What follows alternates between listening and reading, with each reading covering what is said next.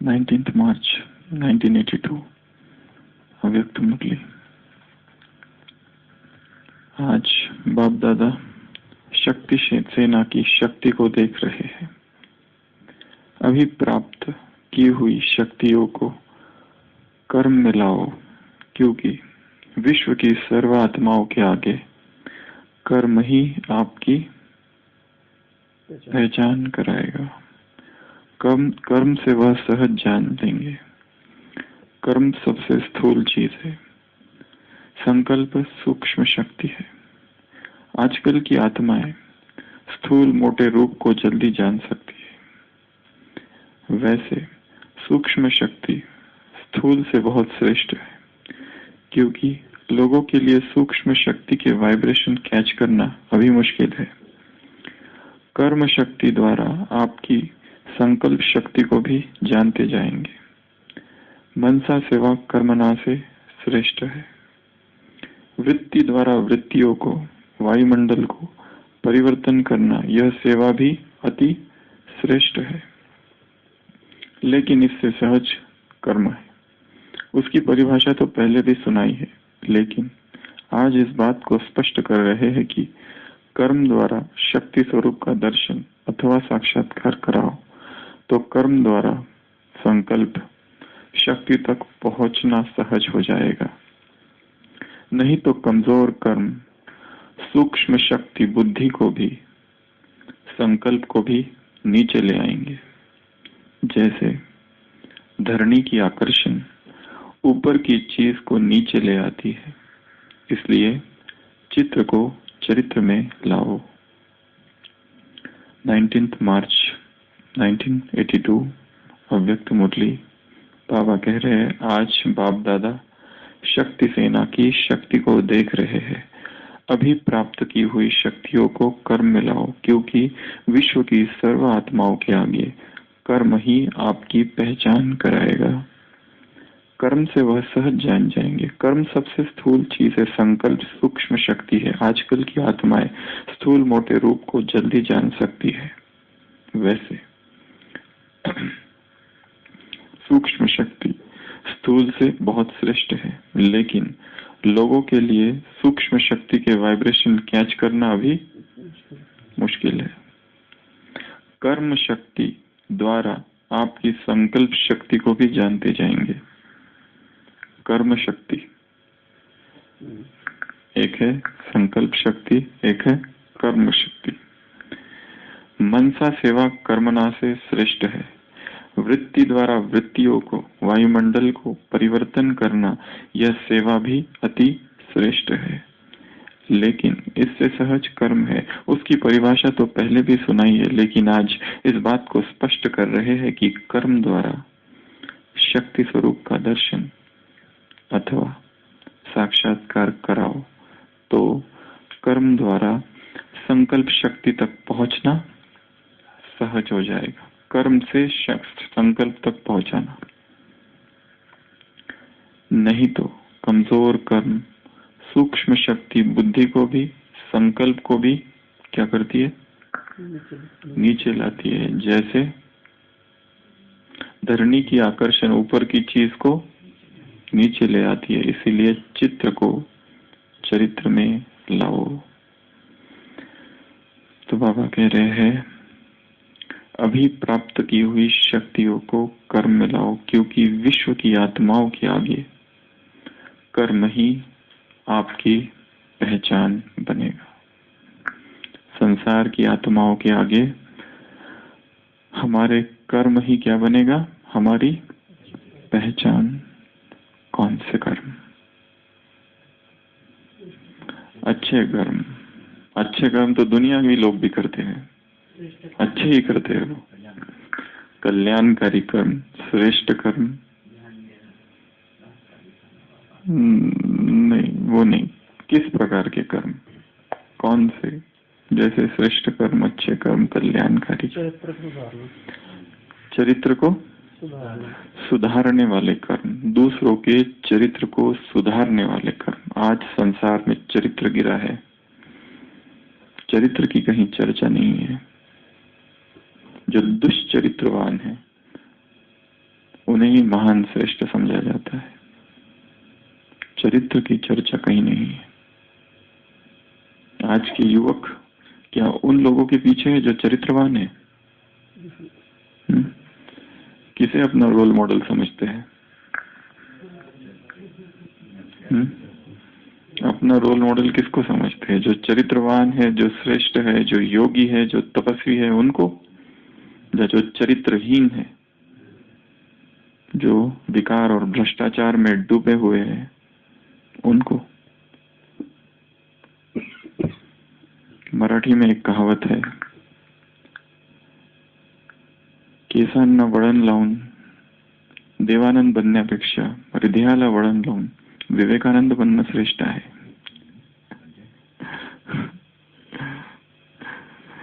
बालों को सजा सवार कर देवानंद बनने से हृदय को सजाना, सवारना और विवेकानंद बनना ये उससे श्रेष्ठ है।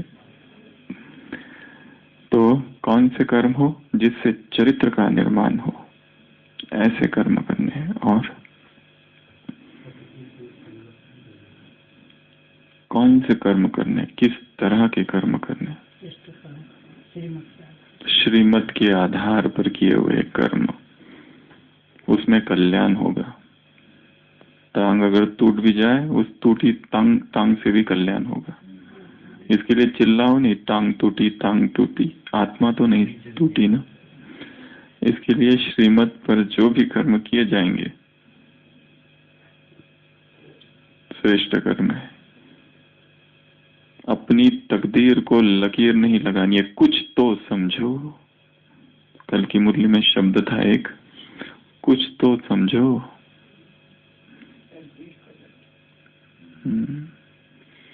तो सबसे पहला श्रेष्ठ कर्म, दूसरा कल्याणकारी कर्म, तीसरा चरित्र बनाने वाले कर्म, चौथा श्रीमत के आधार से हुए कर्म, पांचवा निस्वार्थ भाव, निष्काम भाव से किए हुए जो कर्म है वो श्रेष्ठ कर्म है।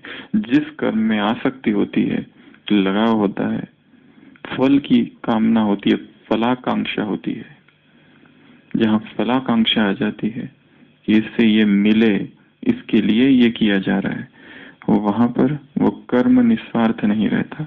जो कर्म निस्वार्थ होगा, जो कर्म निष्काम होगा, वो श्रेष्ठ कर्म। कर्म 3 प्रकार के हैं। कर्मों के कई सारी कैटेगरी है। एक कैटेगरी जो गीता में लिखी हुई है, सात्विक कर्म, राजसिक कर्म, तामसिक कर्म। सात्विक कर्म श्रेष्ठ कर्म, सत्य वचन बोलना, ये सब सात्विक कर्म है। दान पुण्य करना। राजसिक कर्म यही सारे, परंतु स्वार्थ भाव से करना, अहंकार से करना, नाम मान शान की कामना, ये राजसिक में आता है। तामसिक चोरी, हिंसा, ये सब तामसिक कर्म है। कर्म और 3 प्रकार के, कर्म, अकर्म और विकर्म, जो बाबा मुरलियों में कहते हैं। ये दूसरे प्रकार के कर्म है। एक सकाम कर्म, एक निष्काम कर्म। ये और 2 कैटेगरी है कर्म की, सकाम और निष्काम। एक स्वार्थ, एक निस्वार्थ, ये 2 प्रकार। और एक स्वार्थ के लिए किए हुए कर्म, एक निस्वार्थ के लिए किए, निस्वार्थ भावना से किए हुए कर्म, परमार्थ। और तो चलो ये हो गया। और छठवां कर्म कैसे हो? सुख देने वाले कर्म, जिससे आत्माओं को सुख मिले। वो सारे कर्म जिसमें आत्मा को दुख प्राप्त होता है, वो सभी तामसिक या राजसिक कर्म में आएंगे। तो वो सारे कर्म जिससे किसी भी आत्मा को, चाहे समीप चाहे दूरस्थ, कहीं पर भी आत्मा हो, उन सभी को सुख मिले, वो कर्म करने हैं। और योग युक्त स्थिति में किए हुए कर्म, अर्थात परमात्मा याद में किए हुए जो भी कर्म है, वो सभी श्रेष्ठ कर्म है। याद में किए हुए सभी कर्म श्रेष्ठ कर्म। ये चैतन्य याद की यात्रा है। कल बोला था बाबा ने, तुम्हारी ये सच्ची सच्ची चैतन्य याद की यात्रा है। याद की इस चैतन्य यात्रा में किए हुए कर्म श्रेष्ठ कर्म है। और अनासक्त वृत्ति से किए हुए, अनासक्त उपराम साक्षी कहो, इस भाव से, डिटैच्ड एटीट्यूड से किए हुए कर्म। और निमित्त भाव हो, जहां अहंकार बहाना हो, निमित्त भाव से किए हुए कर्म। कर्तापन की भावना बहाना हो, जैसे वो करा रहा है, हम कुछ कर ही नहीं रहे। पानी तो आ रहा है किसी भी नल से है, वो नल हम है। नल को किस बात का अहंकार? पानी तो ऊपर भरा है टंकी में, वो तो केवल एक माध्यम है जिसके द्वारा पानी आ रहा है। अगर नल ये सोचे कि देखो कितना पानी निकलता है मुझसे और कितनों की मैं प्यास बुझाता हूँ, पानी ऊपर से बंद हो जाए तो सप्लाई फिर, लेकिन वो नल ने पानी कंट्रोल को तो रखे हो। हाँ वो तो है, तो बाढ़ आ जाएगी।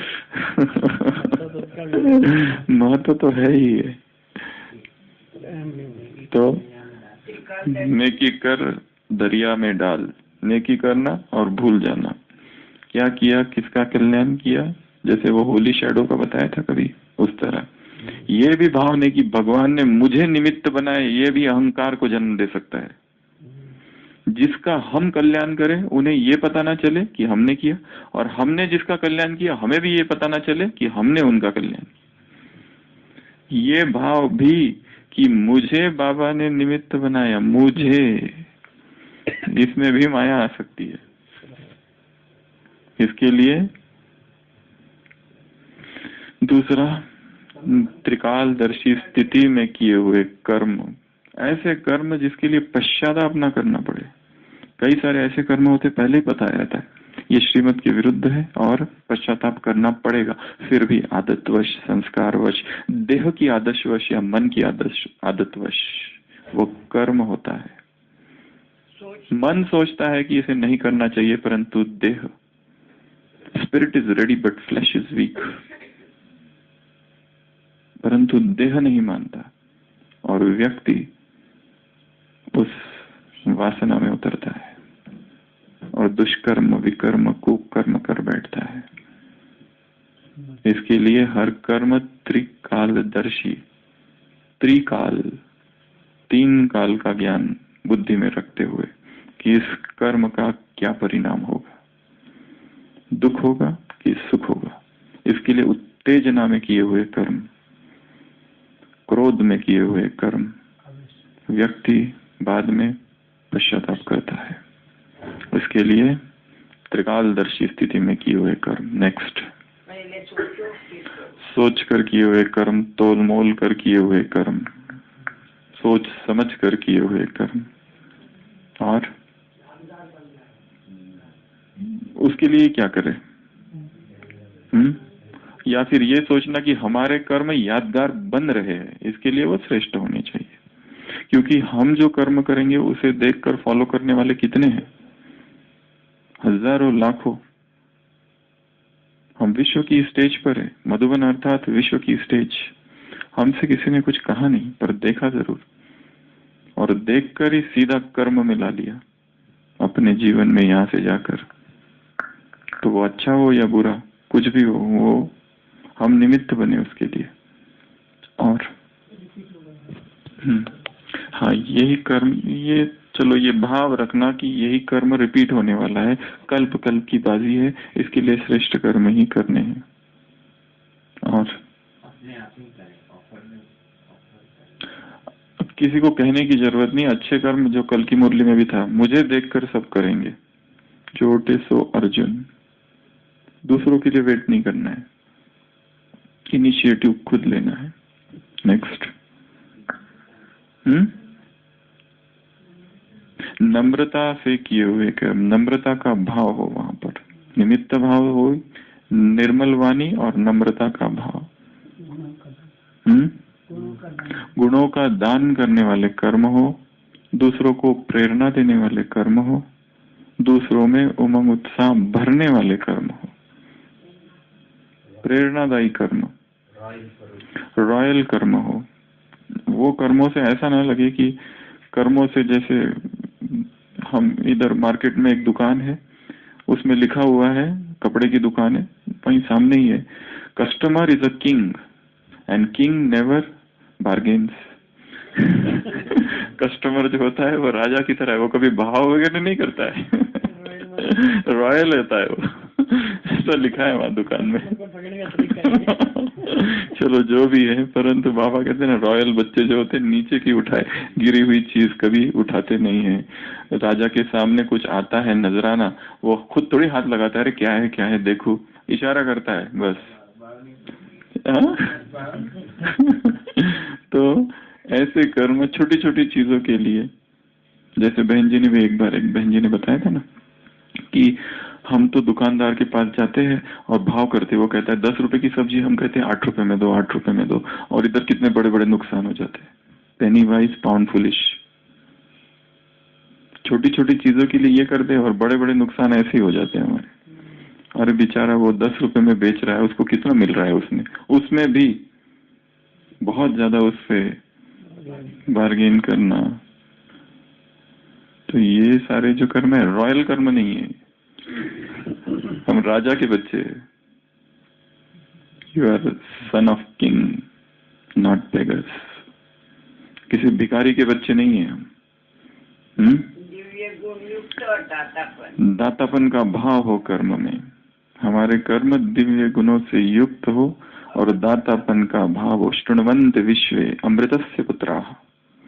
उपनिषदों के ऋषि, उपनिषद का ऋषि चट्टान पर खड़े रहकर पुकारता है संसार की आत्माओं को, शृण्वन्त विश्वे, हे विश्व की आत्माओं सुनो, अमृतस्य पुत्राः, तुम अमृत की संतान हो, साधारण नहीं हो तुम, अमृतस्य पुत्राः। आये धामिनी दिव्यानि तस्तु वेदाहमेदं पुरुषं महांतम आदित्य वर्णम तमसा परस्थात। ये तुम्हारी महिमा है, जो वेदों में वर्णित देवताएं हैं वो तुम हो। आदित्य वर्ण, सूर्य की तरह तुम्हारा प्रकाश है। तमस, तिमिर को मिटाने वाले, अंधकार को समाप्त करने वाला तुम्हारा प्रकाश है। तो ऐसे हमारे कर्म, और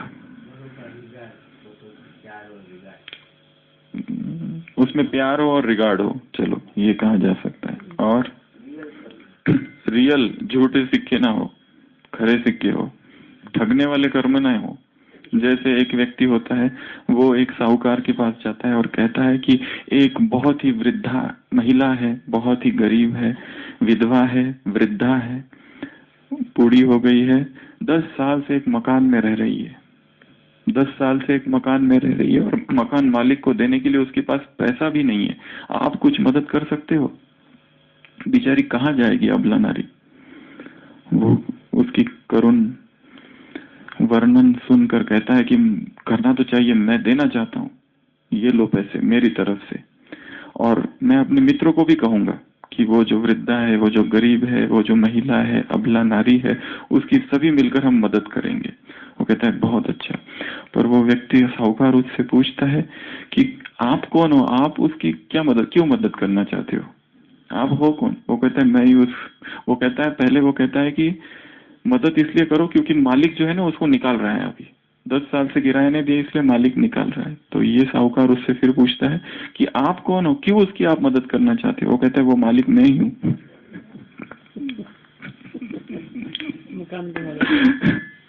चित्त प्रवंचना करना चाहता है, धोखा करता है, ठगता है स्वयं को ही और सोचता है कि मैं अच्छे कर्म कर रहा हूँ।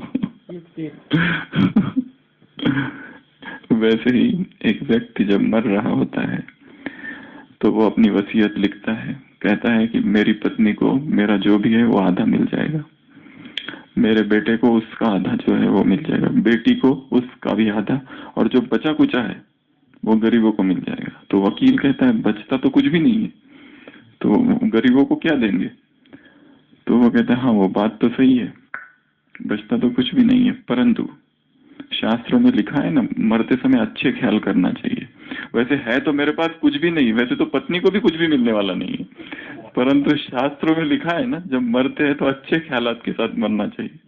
मिलना तो किसी को भी कुछ नहीं है, वो तो ख्यालात अच्छे कर रहे हैं, ख्याली पुलाव। तो झूठे सिक्के ना हो, झूठे कर्म ना हो, सच्चे कर्म हो, श्रेष्ठ कर्म हो, सत्य पर आधारित कर्म हो, दिल से किए हुए कर्म हार्दिक, ऐसे हार्दिक किए हुए कर्म, शुभ भावना से किए हुए कर्म, उसमें दुर्भाव ना हो। शुभ भावना में बहुत बड़ी शक्ति है। जो भी कर्म शुभ भावना से किए जाते हैं वो श्रेष्ठ होते हैं। और सेवा भाव हो, उस कर्म में सेवा का भाव हो, ये भावना हो, वो हो गया सेवा का भाव हो। क्या कहा कुमुद बहन ने? समान या आत्माभिमानी स्थिति में जो भी कर्म किए जाएंगे वो श्रेष्ठ होंगे। समान में जो भी कर्म किए जाएंगे श्रेष्ठ होंगे। एक छोटा सा समान, मैं विश्व कल्याणकारी आत्मा हूँ, छोटा सा समान है, परंतु इस स्थिति में जो भी कर्म किए जाएंगे स्वतः ही श्रेष्ठ होंगे। और याद में किए हुए कर्म, जो युक्त बोला, याद युक्त, योग युक्त जो कहा उसमें आ गया वो, तो याद में किए हुए आत्म उत्थान के कर्म, आत्म उन्नति के कर्म, आत्म अवनीति के कर्म ना हो, जिसमें आत्मा गिर जाए, नीचे हो जाए, उसकी प्रोग्रेस प्रमोशन ना होके नीचे हो। हाँ, ऐसे कर्म ना हो जिससे नए हिसाब किताब तैयार हो। तो ये बहुत इंपॉर्टेंट पॉइंट है। ऐसे कर्म ना हो जिससे कि नए हिसाब किताब तैयार हो। महात्मा बुद्ध के जीवन में दिखाया है, कई सारे लोगों ने उन्हें बहुत सताया। किसी ने पागल हाथी छोड़े, जब ध्यान में बैठे थे किसी ने चट्टान गिराई ऊपर से, किसी ने कुछ किया, हर संभव प्रयास किया। सबसे ज्यादा प्रयत्न तो उन्हीं के चचेरे भाई ने किया, देवदत्त जिसका नाम था, और वो भी बचपन से ही उनके विरोध में था। बचपन से ही वो इधर बुद्ध बने तो वो भी उधर सन्यासी बना। इन्होंने अपना इधर संघ चालू किया, उसने अपना संघ उधर चालू किया। इसके अपने भिक्षु तो उसके अपने भिक्षुक, तो हर संभव प्रयास किया। बुद्ध के शिष्य ने उनसे पूछा, क्या हुआ?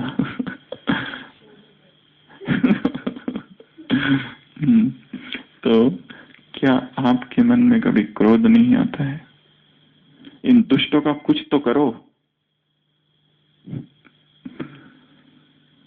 वो कहते हैं,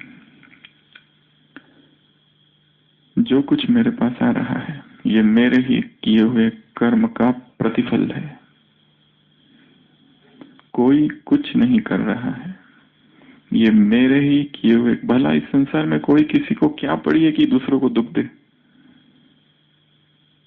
हर एक के अपने हिसाब किताब, अपने कर्म है, उनको क्या लेना देना मुझे दुख देने से? अपना काम धाम छोड़ के मुझे क्यों दुख देंगे? वो तो मेरा ही किया हुआ karma is coming back to me, वापस आ रहा है। अगर मैं ये भी कहता हूँ कुछ करता नहीं हूँ, इसके लिए मुझे कुछ करना ही नहीं है, और ना ही मुझे कोई नया खाता खोलना है, कोई अकाउंट खोलना नहीं है। इसके लिए मैं क्यों ऐसा कुछ करूं? यहां तक भी ये कहना कि ये दुष्ट है, इसकी प्रतिध्वनि मुझ तक आएगी। ये भी शब्द अगर मेरे मुख से निकलते हैं कि ये दुष्ट है, ये खराब लोग हैं, इन्हें ऐसा नहीं करना चाहिए, और फिर कहते हैं हम इन्हें माफ करते, पहले तो कह देना कि ये अच्छे नहीं है लोग, ये कहना भी, इसकी भी प्रतिध्वनि होगी, एको होगा, रिफ्लेक्शन होगा, और वो रिवर्बरेट होकर मेरे पास ही वापस आएगा। तो मैं ये कहूं भी क्यों? वो जो भी कर रहे उनका तो कोई दोष ही नहीं है, मेरे ही कर्म, इसके लिए मैं मौन हूं। ऐसा समग्र मौन, सच इंटीग्रेटेड साइलेंस चलेगा। क्योंकि हम यदि रिएक्ट करते हैं, प्रतिक्रिया करते हैं, कुछ करते हैं, तो कर्म बनते हैं वहां पर। इसके लिए आंतरिक भाव मौन का ही हो, क्योंकि जो भी सामने आ रहा है जीवन में, जो भी परिस्थिति, जो भी व्यक्ति हमारे आसपास है, हमारे संपर्क में है, और उनके द्वारा जो भी सुख दुख प्राप्त हो रहा है, वो नहीं दे रहे हैं, हमारा ही निर्मित है, हमारे ही पूर्व जन्म में या इस जन्म में किए हुए कर्म का प्रतिफल है। इसलिए ऐसे कर्म ना हो जो नए अकाउंट्स, नए बॉन्डेजेस, फ्रेश बॉन्डेजेस क्रिएट करे। और ये भी कहना, बाबा ने मुरलियों में भी कहा है, ये भी कहना, ये बहुत नीचे की अवस्था है कि न हिसाब किताब चुकतू हो रहे हैं, ये कहना, ये कर्म का फल भोग रहे हैं, ये बीमारी है, ये सब ज्ञान की पॉइंट्स है ना जो हमने रटाई है हमारे पास। मुरलिया सुन सुन के इतने होशियार बन गए हैं कि बहुत सारी पॉइंट्स हमारे पास है जो हम रटते रहते हैं बीच बीच में। परंतु बाबा ने कहा है हाई जंप लगाने वाले हो, हैमर से, व्यर्थ संकल्प के हैमर से चट्टान को नहीं तोड़ी जा सकता। इसके लिए वो कर्म, और दूसरे कोई कौन से कर्म बहुत बाकी है अभी। डिटैच्ड ऑब्जर्वर, साक्षी भाव में किए हुए कर्म, साक्षी भाव पर परंतु बहुत ऊंची अवस्था है, परंतु हाँ, जो साक्षी भाव में किए जाते हैं कर्म वो सदैव श्रेष्ठ हो जाते हैं। साक्षी हो जाओ, चुप। उमंग उत्साह से किए हुए कर्म, तुम्हारी नस नस में सेवा का उमंग उत्साह हो। बहनों से बाबा ने कहा है, नस नस में, रग रग में तुम्हारा रोआ रोआ पुलक हो उमंग उत्साह की।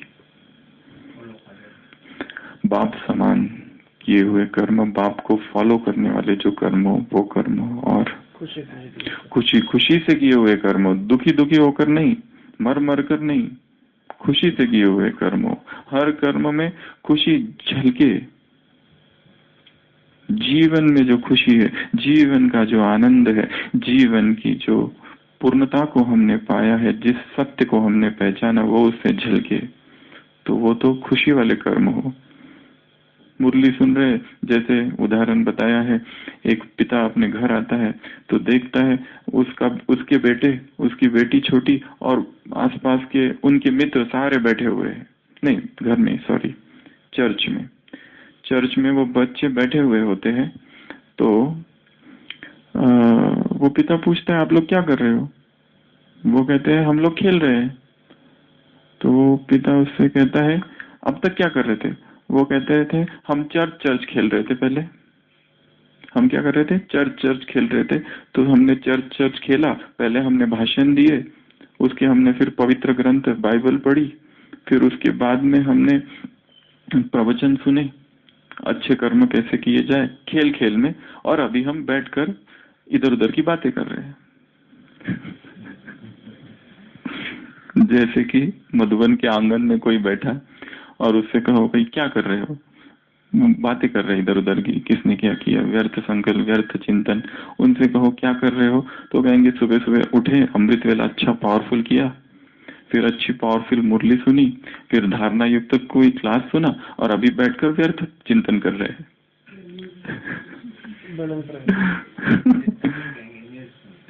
हाँ, जो भी कहो उसको, व्यक्ति कभी स्वीकार थोड़ी करता है कि हम कोई श्रीमत विरुद्ध कर्म कर रहे हैं। वो तो यही कहेंगे ना, वो तो श्रीमत के शब्दों को, श्रीमत के शब्दों से अपने जो कर्म है उसको सुशोभित करता है और नया रूप देता है, चाहे वो कैसा भी कर्म हो। उसकी सजावट जो होता है वो बाबा के शब्द, बाबा शब्द या मुरलियों के शब्द या श्रीमत या निमित्त या सेवा, ये सारे शब्दों से अपने ही जो भी कर्म है, अपनी भोग की जो तृष्णा है उसे पूर्ण करता है। और कौन से कर्म? अलर्ट होके किए हुए कर्म। उपयोग हो, उपभोग ना हो। और कौन से कर्म हो सकते हैं? पुण्य कर्म हो, अभी भी मुरली चली थी ना पुण्य कर्म पर। और कर्म की गति जानकर किए हुए कर्म हो। और हाँ, संतुष्ट सततम योगी, हमारा हर कर्म स्वयं भी हम संतुष्ट हो और दूसरों को भी संतुष्ट करने वाले कर्म हो। ऐसे कर्म जिसमें हम खुद ही दुखी है, और हमसे ज्यादा दुखी तो वो लोग हैं जिनके बीच हम काम कर रहे हैं, सोच रहे कब ये जाए,